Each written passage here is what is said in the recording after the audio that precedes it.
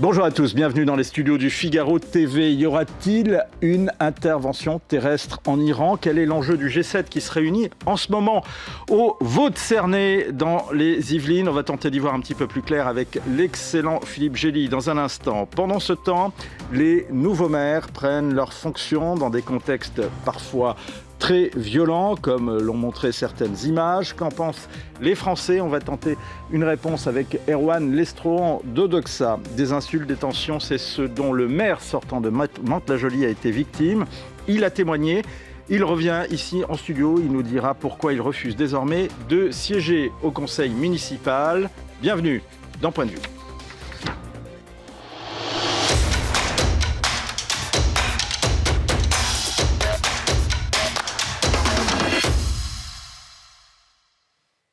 Bonjour Philippe Gély.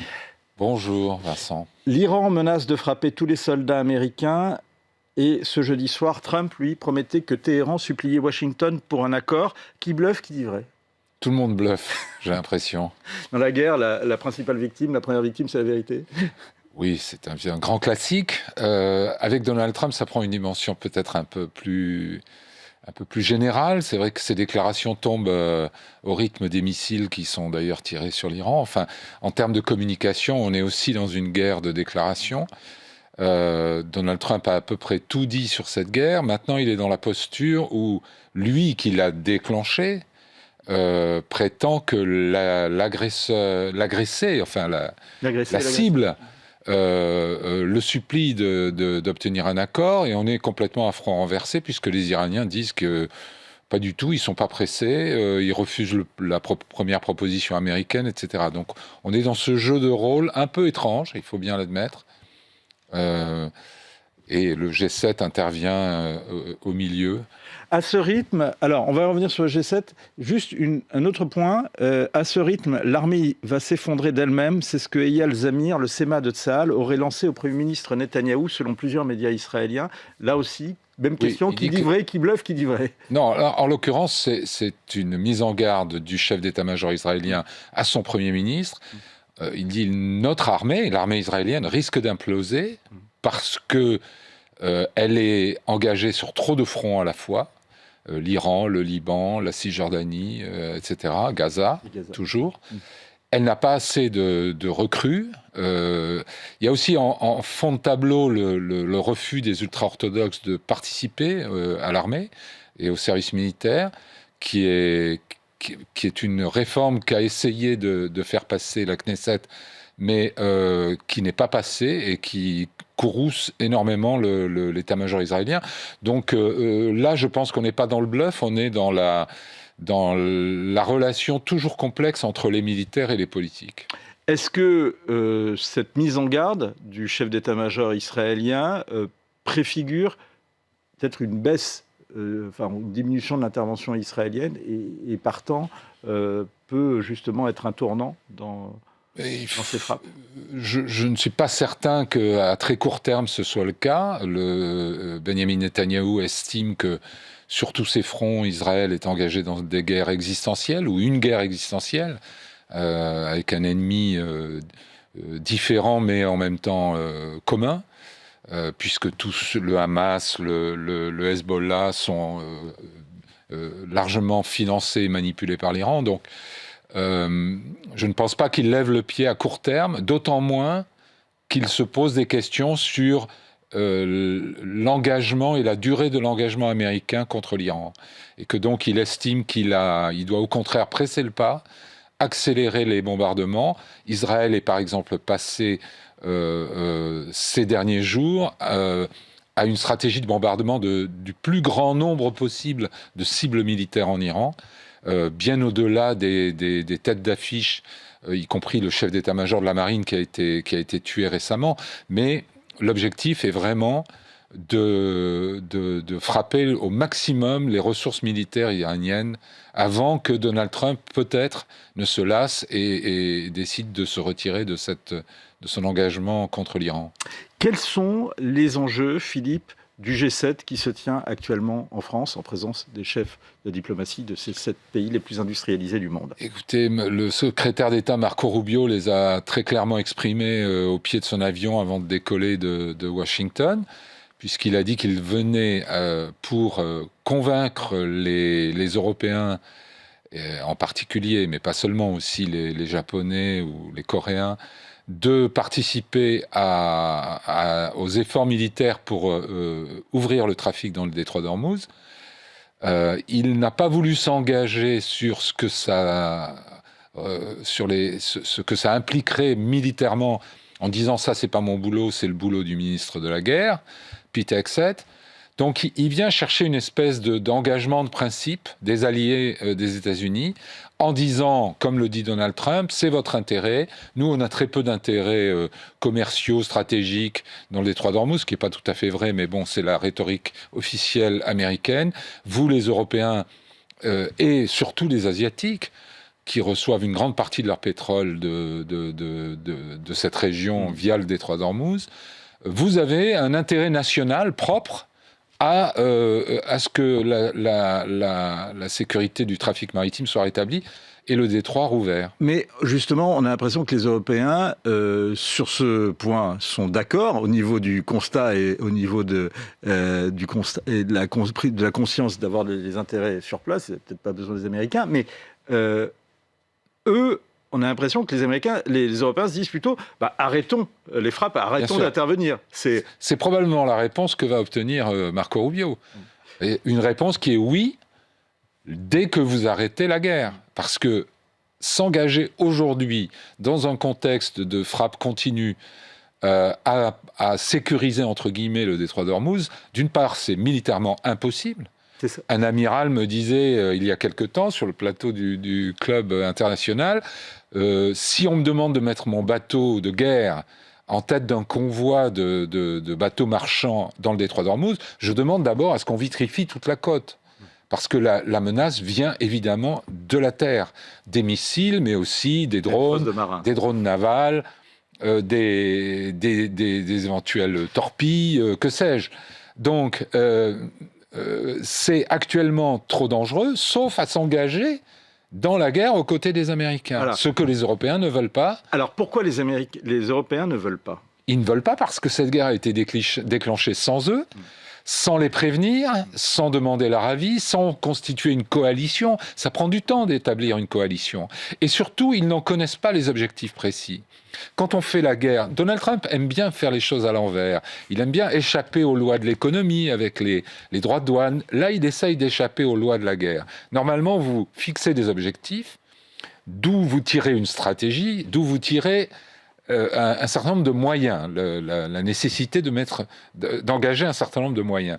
Donald Trump, lui, il a mis pas mal de moyens sur la table et il les a lancés à l'action en se disant « voyons ce que je récolte ».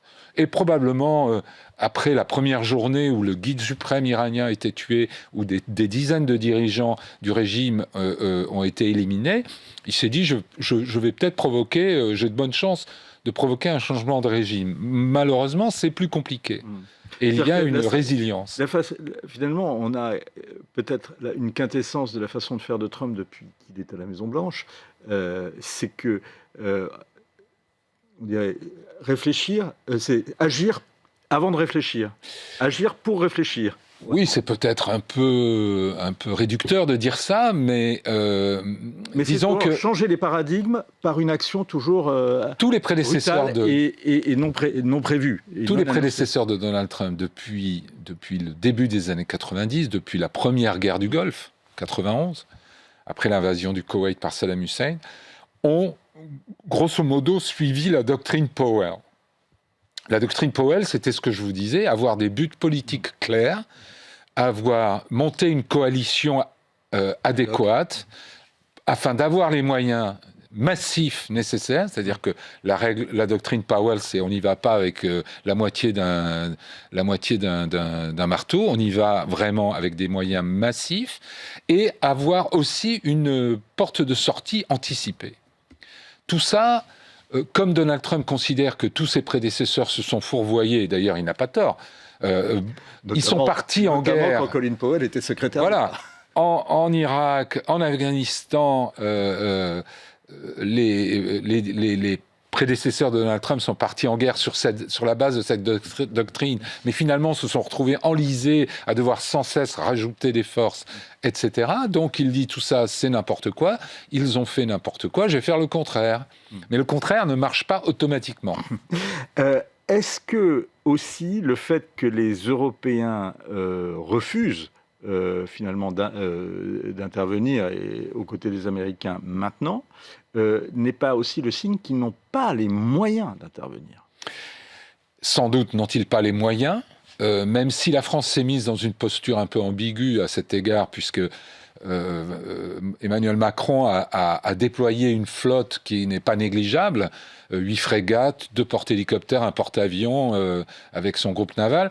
Donc on est peut-être plus embarrassé finalement politiquement que les Britanniques, qui n'ont pas réussi encore à faire partir un seul destroyer de leur port, pour dire non à Donald Trump. Mais on est obligé de dire non à Donald Trump. Pourquoi ? Parce qu'on n'est pas maître de l'opération, ni de sa durée, ni de ses objectifs, ni de son ampleur. Et on ne peut pas engager un dirigeant d'un pays démocratique ne peut pas engager son pays sans le moindre débat politique chez lui. C'est quelque chose qui doit être débattu, qui doit être discuté. L'un des éléments de la doctrine Powell, dont on a souligné les limites, c'était aussi d'avoir le soutien des opinions publiques et de la population américaine. Et il considérait que c'était crucial. Et c'est un des problèmes de Donald Trump aujourd'hui. Question, juste parenthèse, Philippe. Pourquoi la marine britannique est dans l'état où elle est aujourd'hui? Eh bien parce qu'ils ont encore moins investi que nous et qu'ils ont été moins lucides et que, honnêtement, c'est le tort des gouvernements passés et présents de ne pas avoir, c'est quelque chose, la marine, ça s'entretient à l'échelle de décennies. On voit bien qu'on est en train de lancer un porte-avions, le futur France Libre, pour les années 2036-2038, ça se décide maintenant. Voilà. Donc les Anglais ont laissé passer un certain nombre de dates clés pour rénover leur marine. Il faut quand même mettre ça en regard de pays comme la Chine, qui produisent chaque année, qui mettent à l'eau chaque année l'équivalent de la totalité de la marine française. Est-ce que cette guerre en Iran n'est pas en train de creuser un peu plus la fracture entre l'Europe et les États-Unis ? Oui, elle la creuse, mais le vrai risque porte sur l'OTAN, que Donald Trump ne cesse de critiquer désormais. Enfin, c'était déjà le cas avant. On sait que sous son premier mandat, on sait par John Bolton, qui était son conseiller à la sécurité nationale, qu'un jour de sommet de l'OTAN, dans la voiture qu'il conduisait au sommet, il était à 2 doigts d'annoncer la sortie des États-Unis de l'OTAN. Aujourd'hui, c'est moins ce risque-là, parce que Donald Trump a bien compris qu'il a intérêt à être dans la place. Par contre, l'OTAN, sa capacité de dissuasion repose entièrement sur la conviction projetée vis-à-vis de ses adversaires, en particulier la Russie de Vladimir Poutine, que si un des membres est attaqué, tous les autres actionneront la règle de solidarité qui tient l'OTAN. Et ça, c'est remis en cause par les déclarations de Donald Trump qui dit « Sans nous, l'OTAN est un tigre de papier. Je vous l'ai dit depuis des années. Nous les aidons toujours, mais le jour où nous avons besoin de leur aide, ils ne sont pas là pour nous. » Donc ça veut dire que cette solidarité, qui est le cœur même de la dissuasion exercée par l'OTAN, est fracturée. 2 dernières questions, réponse courte, Philippe, s'il vous plaît. La bataille d'Ormuz est-elle la bataille décisive de cette guerre, avec les veaux de Cernay qui seraient justement un des fronts de cette guerre? Il n'y a pas vraiment de bataille d'Ormuz, et il ne peut pas y en avoir. Ce n'est pas un théâtre de bataille navale. C'est un goulet d'étranglement maritime au milieu d'une guerre terrestre, ou aérienne d'ailleurs, en grande partie, essentiellement aérienne. C'est pas les bateaux ni français ni même américains. Il y a quand même environ 122 bateaux de guerre américains dans la région actuellement qui sont en mesure d'ouvrir le détroit d'Ormuz. Pour ouvrir le détroit d'Ormuz, il faut soit la bonne volonté des Iraniens, soit leur incapacité à tirer même des missiles, des projectiles mineurs. Or, ils en ont. Toujours. Donc il y a de la ressource encore. Dernière question, sur le G7 qui se tient au Vaud-de-Cernay, je renvoie justement au dossier qui fait la une du Figaro de ce jour, sur l'Ukraine. Qu'est-ce que les autres pays, et en particulier qu'est-ce que les autres pays européens, peuvent obtenir des États-Unis sur l'Ukraine à l'occasion de cette rencontre ? Écoutez, je pense qu'un des arguments que les Européens feront valoir à Marco Rubio, le secrétaire d'État américain, c'est que la Russie est activement engagée contre les opérations israélo-américaines en Iran, aux côtés de l'Iran.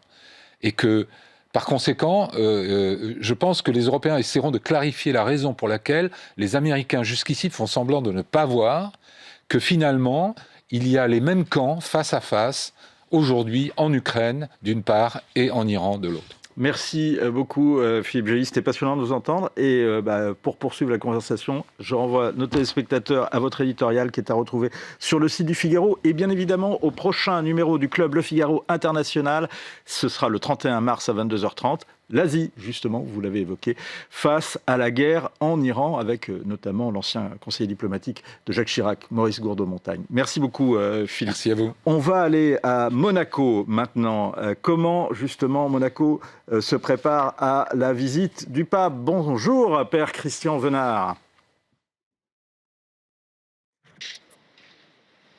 Pas très bien, j'espère qu'on va vous entendre. Sans doute, il y a un peu moins de son au niveau du stade Louis II, où vous êtes. Hop, j'essaie de... Voilà, très bien. Ben là, on vous entend parfaitement. Est-ce que là, vous m'entendez bien ? Mais on vous entend parfaitement. Comment se prépare justement le Rocher à la venue du souverain pontife ? Eh bien, beaucoup d'activités, beaucoup d'excitation, beaucoup de joie dans le cœur des Monégasques et des habitants de Monaco. Vous savez que les Monégasques, c'est juste 1/5 de la population. 4/5, ce sont des étrangers résidents monégasques. Et vraiment, on est dans les derniers préparatifs. Là, je vous parle depuis le stade Louis II, dans lequel demain après-midi, le Saint-Père célébrera une messe un peu XXL, si vous me passez l'expression, devant 15 000 personnes. C'est 2 km², 40 000 habitants, et vous disiez les vrais Monégasques sont même minoritaires au sein de ces habitants. C'était un vœu ancien, hein, ça faisait 8 siècles qu'on attendait un souverain pontife sur le Rocher. Alors, on a eu un passage du pape Alexandre III, ça c'est au Moyen-Âge, mais il a passé un dîner une nuit. On a eu le passage du pape Pie VI, mais c'était juste sa dépouille mortelle. Le pape Pie VI était mort à Valence et sa dépouille mortelle retournait à Rome. Et c'est donc la première fois qu'un pape en exercice vient pour une visite apostolique. Et puis, de manière plus récente, c'est vrai que le prince Albert II avait invité Benoît XVI. Le voyage était sur le point de se concrétiser quand Benoît XVI a renoncé à sa charge. Le pape François avait beaucoup de points communs avec le prince Albert II, notamment sur les questions d'écologie, mais n'a jamais vraiment donné suite aux invitations que le prince lui avait adressées. Et puis là, un peu à notre surprise générale, et je crois même ça du prince, ça s'est décidé très très vite. Le 17 janvier, le prince Albert II a porté officiellement au cours d'une audience une lettre d'invitation au Saint-Père. Et dans les jours qui ont suivi, le Saint-Père a choisi cette date donc de demain, du 28 mars, pour venir nous rendre visite. Savez-vous pourquoi le pape Léon XIV a répondu oui à l'invitation du prince Albert ?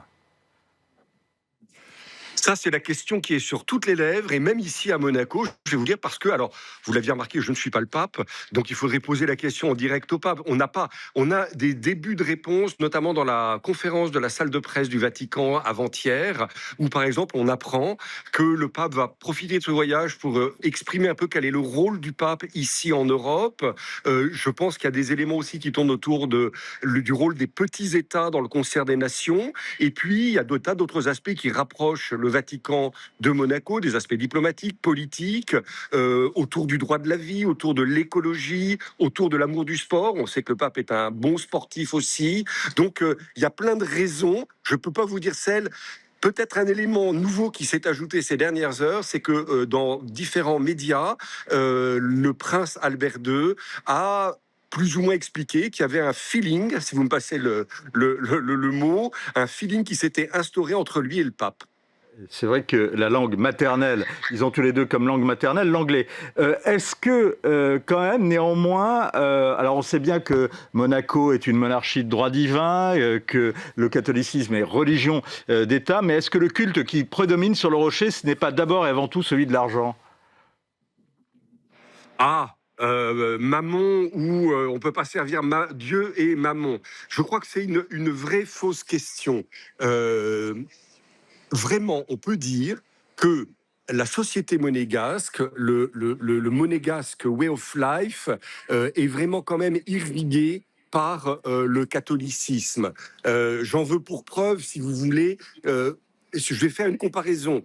Un peu comme si, quand vous regardez la France, vous sentez bien que la laïcité, dont l'État a fait un peu sa religion, irrigue le droit, l'action de l'État et la manière de vivre. On a relégué en France la foi dans le domaine du privé. Ici, à Monaco, la foi, elle est perceptible partout. Alors, c'est vrai qu'il y a des gens très riches à Monaco, et je suis certain que le pape va nous rappeler à tous, qui avons la chance de vivre dans un tout petit pays, mais tellement privilégié, la nécessité d'être attentif à nos frères les plus pauvres. Mais objectivement, je peux vous dire, et c'est pas des éléments de langage, qu'au jour le jour, vraiment, Monaco est un lieu qui fait beaucoup et qui aide beaucoup à l'étranger. Rien que dans l'église, je vois ici le diocèse de Monaco, des associations, des mouvements en permanence sont au plus proche de nos frères les plus, je pense en particulier en ce moment, de nos frères chrétiens d'Orient qui vivent ces situations dramatiques. Donc oui, c'est un lieu où il y a beaucoup d'argent,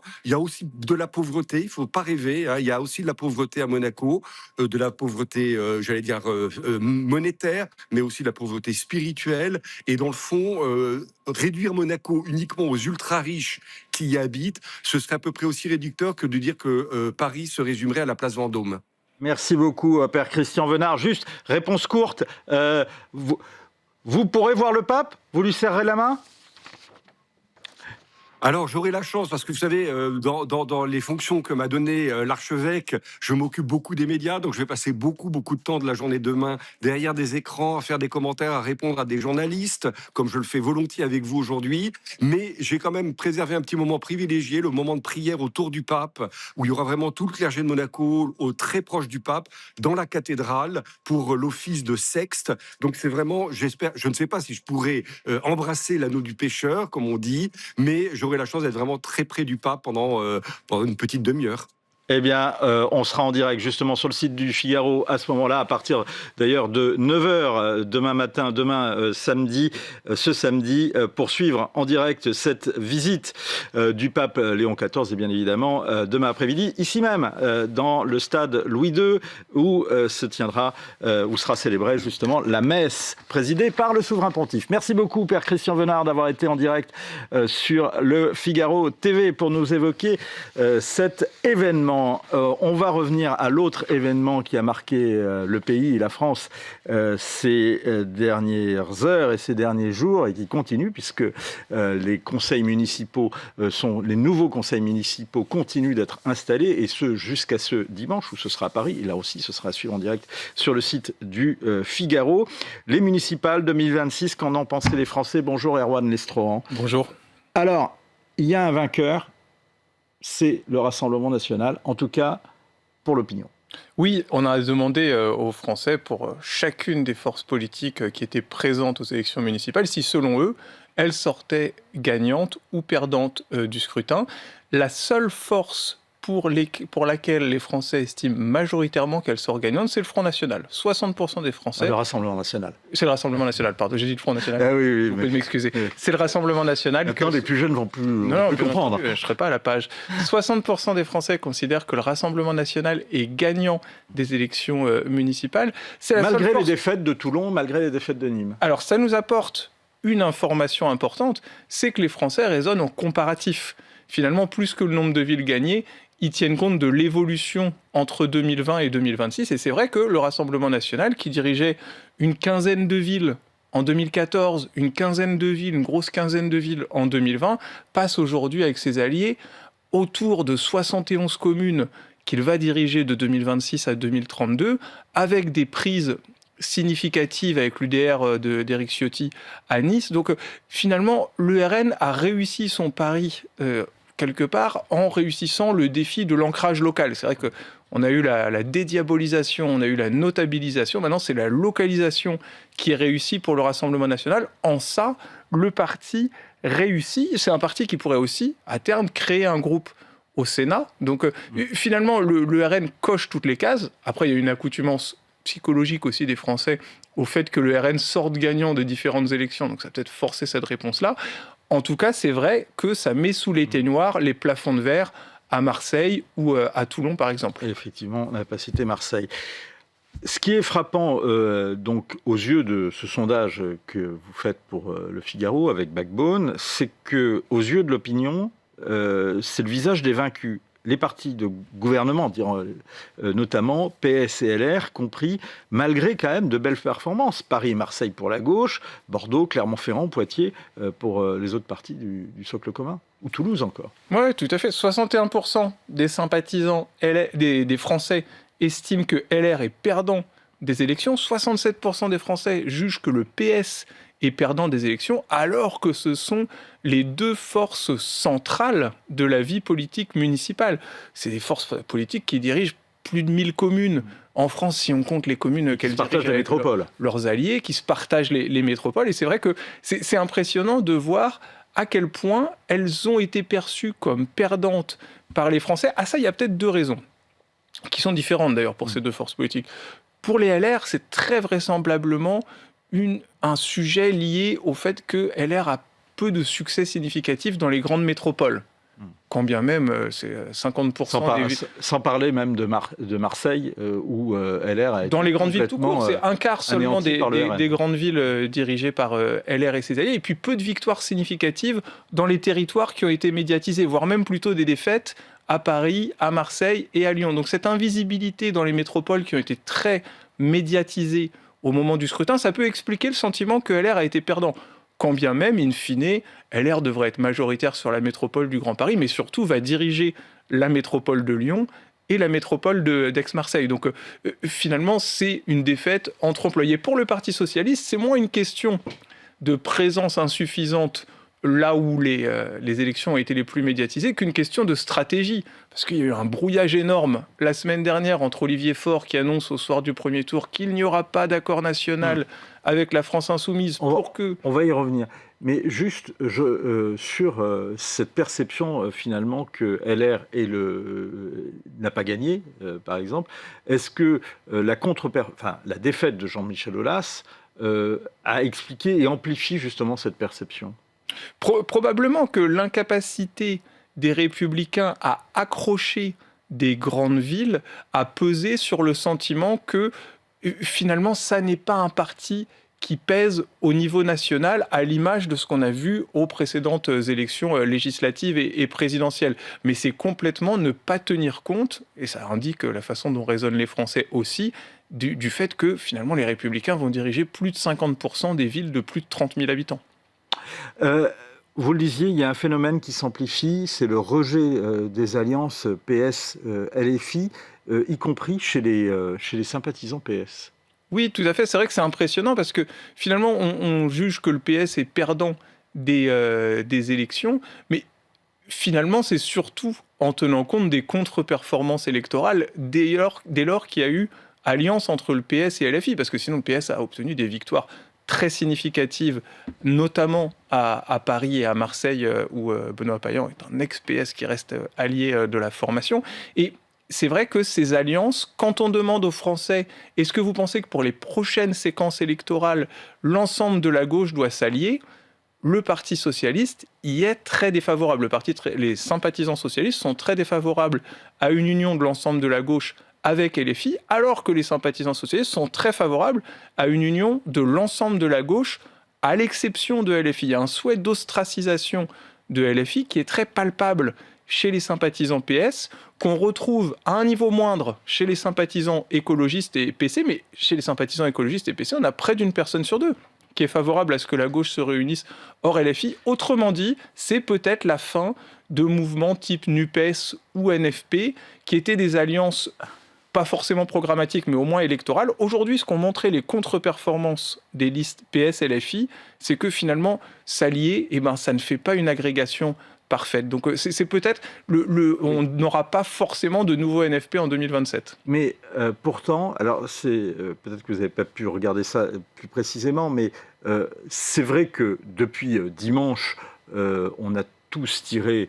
la leçon que l'alliance PS-LFI, ça ne marche pas, et on avait des indicateurs qui étaient justement les indicateurs que nous avait fournis le précédent sondage Odoxa Backbone pour le Figaro, notamment, et des indicateurs notamment à Toulouse, donc des indicateurs sur ce refus d'alliance. Et deuxième chose, par exemple, à Toulouse, dès vendredi dernier, on voyait, certains éléments montraient, et certains sondages montraient que il y avait justement un raidissement d'une partie de l'électorat PS qui refusait, en tout cas, l'idée d'aller voter pour l'alliance Piquemal-PS à Toulouse.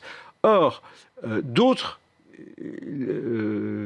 lectures font ressortir que quand on additionne, on additionne les chiffres bruts du premier tour, des voix obtenues au premier tour par certaines coalitions, on atteint finalement une addition, et que le deuxième tour est plus une mobilisation de la droite et une mobilisation des opposants à cette alliance qu'une démobilisation d'une partie des électeurs de gauche et un parti socialiste. Vrai, faux ?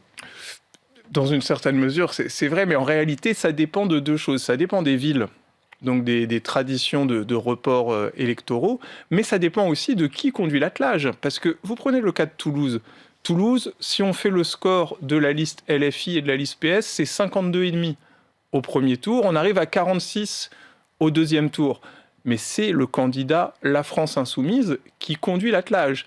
À Nantes, Johanna Rolland fait beaucoup plus que le cumul du score PS-LFI au premier tour, mais c'est une élue socialiste et déjà implantée qui conduit l'attelage. Et c'est une chose qu'on avait déjà observée pour le NFP. Les reports de vote d'électeurs, par exemple de la majorité présidentielle ou LR, pour faire barrage au RN, ont été beaucoup plus forts vers le NFP quand la liste était conduite par un candidat PS ou écologiste, et beaucoup moins élevés quand la liste était conduite par un candidat de La France Insoumise. Donc il y a quand même un poids de l'acceptabilité de LFI dans ces mauvais reports de vote. Ce matin, des experts, en particulier un sociologue qui a étudié la carte Rassemblement National et des électeurs Rassemblement National, et en particulier les performances des élus et des maires du parti de Jordan Bardella et de Marine Le Pen, disait que aux yeux de certains électeurs, le RN devenait même un moyen crédible pour faire barrage, et meilleur que LR, pour faire barrage à la France Insoumise. Est-ce que c'est ce qu'on observe également dans ce sondage, notamment à travers ce qu'on peut en dire aussi sur les réseaux sociaux ? Oui, parce qu'on a eu des votes de barrage à la France Insoumise assez sensibles dans des territoires où une victoire du RN n'était pas envisageable. Je prends le cas de Toulouse. Par exemple, le candidat qui était opposé à la liste LFI-PS, c'est Jean-Luc Moudin, qui n'est pas connu pour être un extrémiste ni en collusion avec le Rassemblement National. Et puis on l'avait mesuré dans un sondage le mois dernier. Il y avait plus de 6 Français sur 10 qui disaient « Je pourrais voter au second tour pour un candidat qui n'est pas le mien pour faire barrage à LFI ».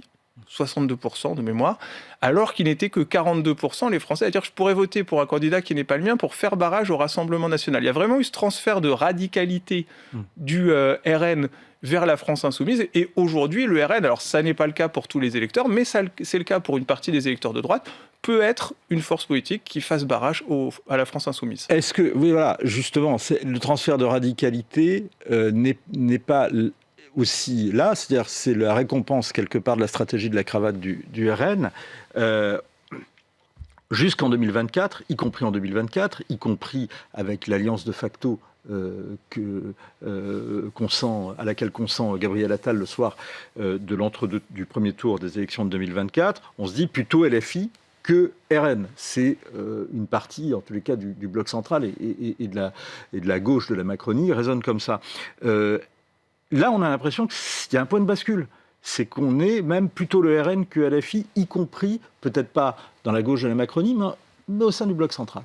Alors, c'est assez vrai, à ceci près que c'est télescopé par la question des territoires. En fait, c'est assez vrai dans les petites villes, dans les zones périurbaines, dans la ruralité. On fait plus facilement barrage à LFI qu'au RN. En revanche, dans les métropoles, le réflexe de Front républicain contre le Rassemblement national reste encore supérieur à la volonté de faire barrage à la France insoumise. Donc il y a quand même une différence sur ce sujet lié aux territoires dans lesquels vivent les Français.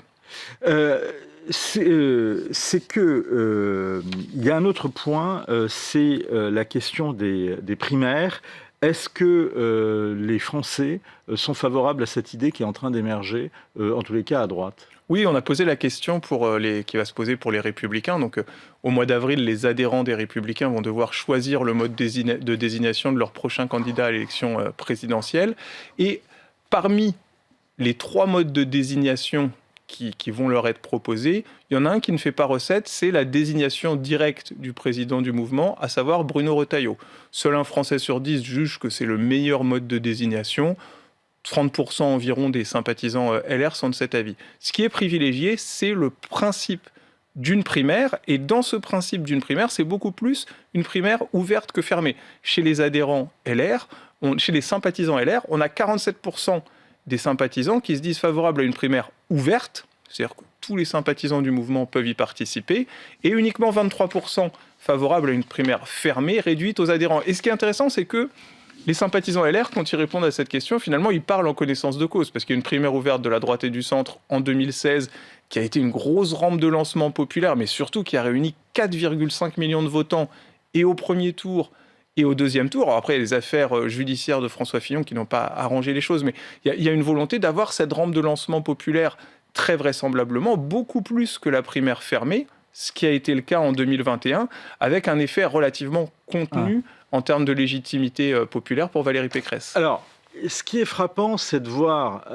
les résultats, j'allais dire quantitatifs, que l'on fait dans ce sondage, et puis d'un autre côté, les commentaires sur les réseaux sociaux. J'ai une question quand même, j'ai un doute.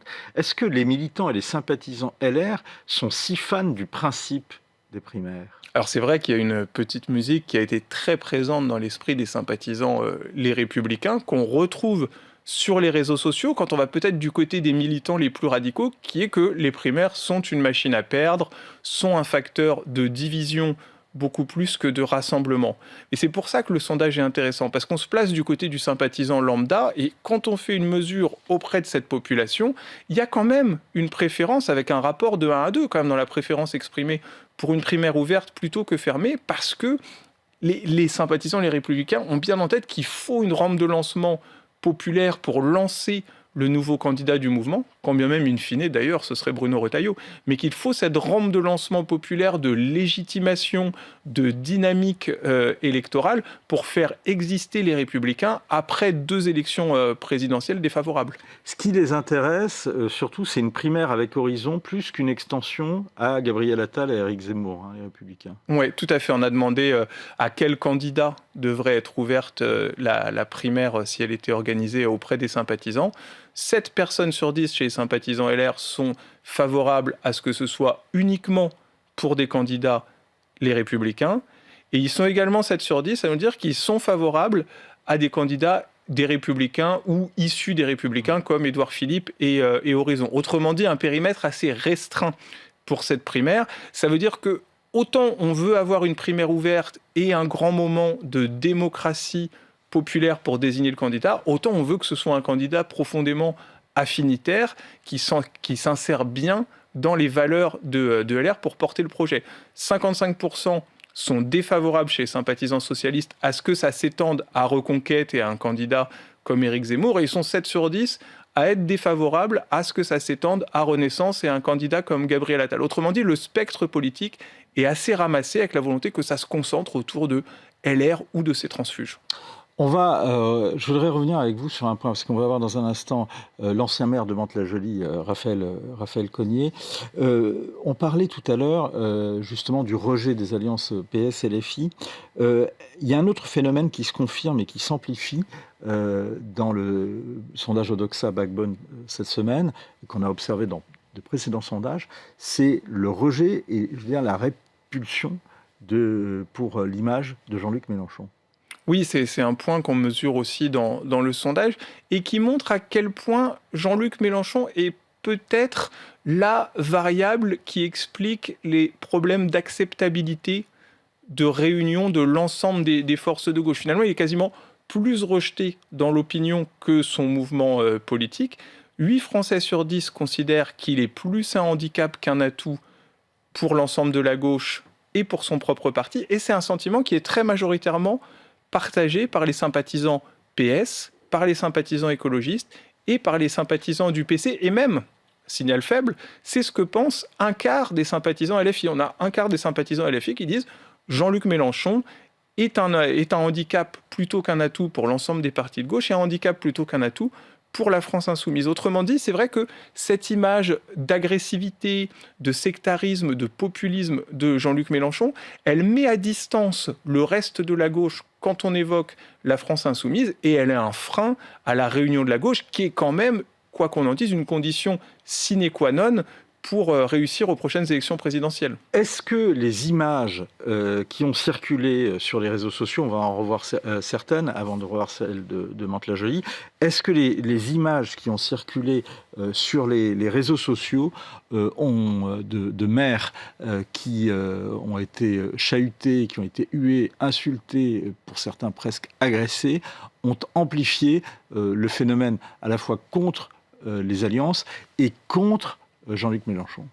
Alors contre Jean-Luc Mélenchon, pas nécessairement, mais peut-être contre ses alliances et contre les majorités qui ont été désignées, avec ce rejet profond, mais qu'on a vu dans les attitudes des députés LFI à l'Assemblée nationale pendant la réforme des retraites, qu'on a vu sur certaines prises de position de la France insoumise. C'est le rejet de la brutalisation du débat, les difficultés d'exercice des élus locaux qui sont bien prises en compte par les Français. Donc tout ça alimente encore dans l'esprit des Français le sentiment que la vie politique se brutalise et c'est évidemment très largement rejeté. Merci beaucoup, Erwan Lestran. Vous restez avec nous. Justement, une des images qui a beaucoup marqué, on a commencé, on vient de la voir et on va la revoir, c'est celle du départ sous les huées du maire de Mantes-la-Jolie. Il est avec nous, on va le retrouver dans un instant en direct, mais on regarde justement de nouveau cette scène qui a beaucoup frappé, qui a beaucoup marqué, notamment sur les réseaux sociaux.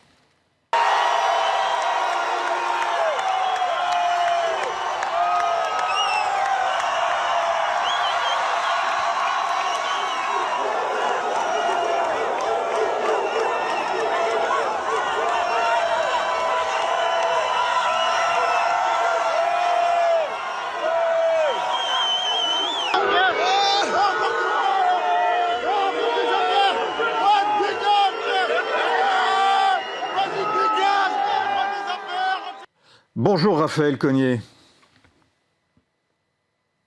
Alors on ne vous entend pas beaucoup, mais voilà, très bien. Est-ce que vous savez aujourd'hui qui vous a insulté, qui a envahi les travées de la mairie de Mantes-la-Jolie dimanche dernier ? Les partisans de mon adversaire, celui qui a gagné, évidemment. Alors, qui avait précisément, j'ai reconnu des visages, des gens d'ailleurs avec lesquels j'avais pu travailler à certains moments. Individuellement, je peux même pas vous dire si c'était organisé. Pour moi, mon analyse, c'est que c'était une scène de joie collective électorale qui s'est transformée petit à petit en hystérie collective. Voilà, donc je crois même pas qu'il y ait une stratégie derrière ça. Je crois que c'est l'évidence que la violence est devenue maintenant un mode de rapport normal en politique. On pensait que les élus locaux en étaient un peu préservés de par leur ancrage local, de par le fait qu'on disait que c'était des élus, comme ils étaient à portée de baffe, ils étaient aussi à portée plutôt d'amitié de la part des électeurs. Et ce qu'on a vu dimanche me semble, chez moi et chez d'autres d'ailleurs, un dérapage extrêmement grave. Avez-vous eu des excuses de votre successeur ? J'ai eu des excuses en privé de mon successeur dès le lundi, puisqu'il a demandé à me voir pour organiser la transition administrative. Je lui ai dit que la transition administrative serait faite par les équipes de la ville, il n'y a pas de problème, mais que vu ce qui s'était passé dimanche pour mes proches et moi-même, et notamment mes enfants, une entrevue était évidemment inenvisageable. Vous étiez largement en tête au premier tour, Raphaël Cogniet. Avez-vous compris pourquoi vous avez perdu ? Bah écoutez, quand on perd aussi de façon aussi soudaine, c'est difficile d'interpréter. Moi, ce que je pense, c'est que, vous savez, je fais 500 voix de plus qu'aux élections de 2002, quand j'avais eu mon élection partielle. Donc, 2022. j'ai pas perdu mes électeurs, mais il y a eu une surmobilisation du vote dans des quartiers qui me sont extrêmement défavorables, notamment le quartier du Val-Fouré, et pas assez de surmobilisation de mes électeurs pour y arriver. Donc, c'est ça qui explique ça. En fait, il y a eu une volonté de m'éjecter, que je comprends très bien en système démocratique, il n'y a pas de problème avec ça. Et en même temps, on n'a pas réussi à faire comprendre à nos amis, à nos électeurs, que l'enjeu était aussi crucial. Donc, ça veut dire que ma stratégie n'était pas la bonne et je le prends pour moi. Est-ce que alors, vous nous le confirmez, vous ne siégerez pas et vous ne siégerez plus au conseil municipal ? Non, je siégerai plus au conseil municipal pour 2 raisons. La première, c'est que quand vous êtes battu, il faut savoir partir. Et moi, je déteste les soirées électorales où tous ceux qui ont perdu expliquent en fait qu'ils ont gagné, etc. Et puis, j'ai aussi une liste avec des colistiers qui ont du talent, qui peuvent reprendre le flambeau. Et puis, très honnêtement, ce que j'ai vécu dimanche soir me donne pas très envie d'y retourner. Et est-ce que vous n'avez pas l'impression, pardon, je vous pose la question directement, mais de lâcher vos soutiens en renonçant à siéger au conseil municipal ? Bah, vous savez, c'est une éternelle question, c'est-à-dire que quand on reste, on nous dit qu'on s'accroche, et quand on part, on nous dit qu'on lâche. Donc c'est une décision qui se prend, pour moi, en conscience. Et en conscience, je considère que je ne suis pas la bonne personne pour mener l'opposition. Il faut qu'il y ait une opposition à Mantes-la-Jolie, mais en politique comme ailleurs, personne n'est indispensable, et je suis sûr que mes colistiers reprendront le flambeau. Est-ce que justement vos colistiers, les élus de l'opposition, peuvent compter sur une protection samedi ? Est-ce qu'ils ont reçu des garanties que des scènes comme on a pu en voir à Saint-Denis ou comme on a pu voir dimanche soir à Mantes-la-Jolie ne se produiront pas lors du conseil municipal et lors de l'installation de votre successeur ? Bah, il n'y a aucune garantie. Moi, j'ai évidemment alerté le sous-préfet de l'arrondissement, le préfet, le commissaire de police, pour que les choses se passent évidemment beaucoup mieux. J'ai l'impression, du côté de mon adversaire, il y a une volonté que ça se passe mieux. Maintenant, vous savez, dans une salle de conseil municipal, c'est le maire qui fait la police de l'Assemblée. Donc, on ne va pas faire des conseils municipaux avec des policiers à l'intérieur, y compris municipaux. Ça ne se fait pas comme ça. Donc, je pense que le message est passé, mais si vous me demandez des garanties, non, il n'y a aucune garantie que ça se passe bien. J'espère que ça va bien se passer parce que les images qu'on a vues sont tellement affligeantes pour la ville de Mantes-la-Jolie que s'il y avait un deuxième tour, enfin un troisième tour, si je puis dire, ce serait encore plus dramatique. Et quelles sont les tensions que vous avez observées le jour de votre défaite, outre bien évidemment celles que l'on a pu tous voir au moment de l'annonce des résultats ? Écoutez, les tensions dans une ville comme Mantes, quand vous êtes le maire, vous êtes habitué à les gérer. Ça ne veut pas dire qu'il faut s'y habituer, mais vous êtes habitué à les gérer. Ce qui est le plus troublant pour moi, c'est que ça fait 8 ans que je suis maire de Mantes-la-Jolie, que j'ai beaucoup circulé dans toute ma ville tout seul. Je précise que Mantes-la-Jolie est une ville où le maire peut aller partout. Il n'y a pas du tout d'endroit où la police ne rentre pas, le maire ne rentre pas, etc. Y compris d'ailleurs dans le quartier du Val-Fouré. Et ce que j'ai senti dimanche soir est quelque chose que j'avais vraiment jamais senti dans ma ville. Donc ça m'a fait peur pour moi, peur pour l'avenir. Je n'arrive pas à la raccrocher à un éventuel dossier récent qui aurait pu creuser des choses. Donc j'imagine que c'est la campagne électorale qui a dû creuser un fossé. Je l'entends, mais vous savez, moi, j'ai gagné des élections, j'en ai perdu. Quand j'en ai perdu, j'ai jamais traité mes adversaires de cette façon. Donc je pense qu'il y a une partie de la population, en fait, qui est extrêmement haineuse et qui n'accepte pas le fait qu'une élection puisse faire un vainqueur et un vaincu. C'est d'autant plus étonnant que ceux qui m'insultent, visiblement, ont gagné cette élection. Donc moi, la question que je me pose, c'est qu'est-ce qui va se passer si un jour ils perdent ? Parce que quand on gagne, on se comporte comme ça. Quand on perd, on peut penser qu'avec la déception, on va se comporter encore plus mal. Vous aviez pourtant dit, sur le plateau de nos confrères de BFM TV, que vous aviez été élu dans des conditions difficiles. Est-ce que c'est pas le signe qu'il y a toujours eu quand même une forme de tension à Mantes-la-Jolie ? Et comment cela s'était passé en 2022 ? En 2022, en fait, moi j'étais maire sortant et j'avais démissionné de mes fonctions de maire avec une partie de mon équipe, une petite partie de mon équipe, parce que j'avais une rupture avec le président du conseil départemental qui s'appelle Pierre Bédier. Pierre Bélier, oui, le président du conseil départemental des Yvelines. Voilà. Qui a été longtemps maire de Mantes-la-Jolie. Exactement, sur des tensions que je vais qualifier de juridiques et d'éthique. Voilà. Donc j'avais été mis en minorité dans mon propre conseil, et donc la solution la plus démocratique que j'ai trouvée, c'était de dire je vais faire démissionner mes amis pour qu'il y ait une partielle et que ça reparte. Et donc il y avait une élection qui avait été extrêmement violente entre le candidat de Pierre Bédier et moi-même. J'avais même été agressé pendant la campagne, etc. Mais le soir des résultats, les choses s'étaient extrêmement bien déroulées. C'est-à-dire qu'il y avait un vainqueur et un vaincu, mais personne n'avait envahi les étages, personne n'était rentré dans le bureau des élus et des fonctionnaires, personne n'avait été menacé. Il y avait une ambiance électrique, mais qui avait été gérée par les deux camps. Et surtout par moi, puisque j'étais dans le camp des vainqueurs. Oui. Ce qu'on a vu dimanche, là, c'est complètement autre chose. C'est-à-dire, c'est presque une volonté d'en découdre. Or, le principe de la démocratie, quand même, c'est qu'on n'en découd pas parce qu'on vote et qu'on accepte le résultat des urnes. Donc, si ça doit s'installer, je pense qu'il y a beaucoup de gens qui réfléchiront à s'engager localement. Est-ce que vous allez continuer de demeurer à Mantes-la-Jolie maintenant ou pas ? Écoutez, cette décision, je vais la prendre dans les prochaines semaines. Il faut d'abord que j'atterrisse un peu, que je m'occupe de mes proches, dont certains sont assez traumatisés, et que je me projette dans un nouvel environnement professionnel. Je pense pas que j'habiterai à Mantes-la-Jolie très longtemps. Ce qui est difficile, c'est de partir parce que j'ai beaucoup d'amis à Mantes, beaucoup d'amitié, beaucoup de copains en politique et ailleurs, voilà. Mais il y a deux choses. Un, quand je vois les gens que j'ai vus dans l'hôtel de ville dimanche soir, je me dis que je puis en recroiser certains à tout moment. Et quand je serai... Vous craignez pour votre sécurité, Raphaël Cogniet. Vous craignez pour votre sécurité. Écoutez, les images de dimanche prouvent que là-dedans, il y a quand même 300 personnes. Dans les 300, je les connais pas individuellement et je sais pas ce que l'un ou l'autre peut faire. Donc, je crains pas pour ma sécurité de façon immédiate. Mais je me dis que en un an, je peux faire une mauvaise rencontre. Voilà.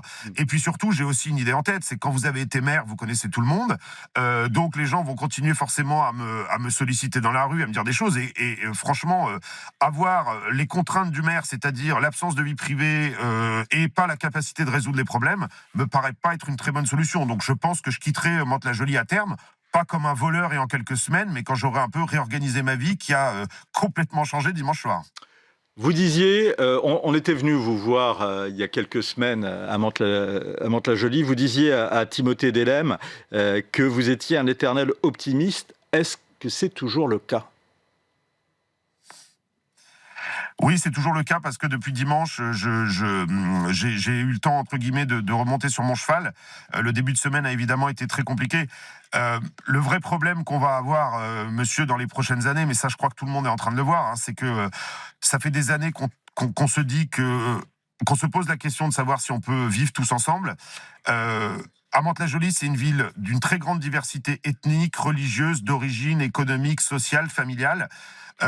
Et jusqu'à maintenant, je me disais qu'on pouvait vivre tous ensemble. Le problème, c'est que pour vivre tous ensemble, il faut qu'on accepte les mêmes règles. Et le problème, c'est que les images de dimanche laissent à penser qu'une partie de la population n'accepte pas les règles normales. Donc je suis toujours optimiste parce que moi, je considère que pour changer les choses, il faut s'engager. C'est pour ça d'ailleurs que je me suis engagé en politique et localement. Mais c'est vrai que quand on voit des images comme ça, on a le droit de se dire qu'il faut être optimiste, mais réaliste aussi.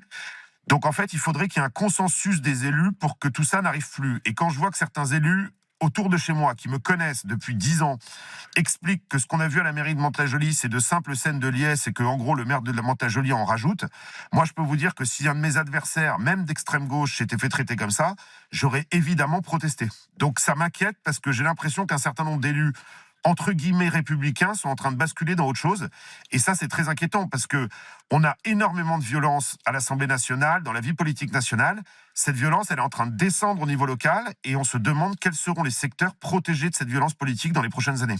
Merci beaucoup, Raphaël Cogniet. Merci beaucoup d'avoir été en direct et merci pour votre témoignage. Voilà. vous avoir en plateau, mais ça a pu se faire en duplex. Merci beaucoup d'avoir été avec nous. Un commentaire, un mot juste.